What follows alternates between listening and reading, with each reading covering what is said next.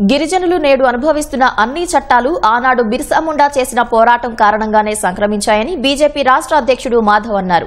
అల్లూరు జిల్లా లగిసపల్లిలో బిర్సా ముండా విగ్రహావిష్కరణ కార్యక్రమంలో ఒడిశా సీఎం మోహన్ చరణ్, మంత్రులు సత్యకుమార్, సంధ్యారాణితో కలిసి మాధవ్ పాల్గొన్నారు. గిరిజన హక్కులు కాపాడటానికి ప్రధాని మోదీ కృషి చేస్తున్నారని మాధవ్ తెలిపారు. ఇవాళ అనేక మంది కారణంగా మనం స్వేచ్ఛ స్వతంత్రాన్ని పొంది ఉన్నాం.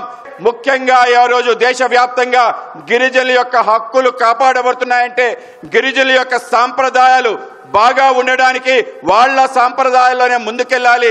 వాళ్ళది అనాగరికలు కాదు, వాళ్ళు నాగరికత మనందరికీ నేర్పించారు. కనుక గిరిజనులంటే వాళ్ళు ఈ దేశం యొక్క ప్రథమ పౌరులు. కనుక వాళ్ళకి సముచిత గౌరవం ఇవ్వాలి.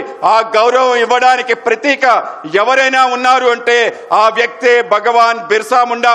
బ్రిటిష్ వాళ్ళు మన యొక్క పండుగల్ని దూరం చేసి మనకి కావని అనేక రకాల ఇతర పండుగలు విదేశాల నుంచి తీసుకురావటం, మనమనుకునే అన్ని విషయాల్ని దూరం చేయటం, మన భాష గిరిజన భాషలన్నీ కూడా అంతమొందించే ఒక గొప్ప ప్రయత్నం చేయటం, వీటన్నిటిపైన పోరాటం చేయటం జరిగింది.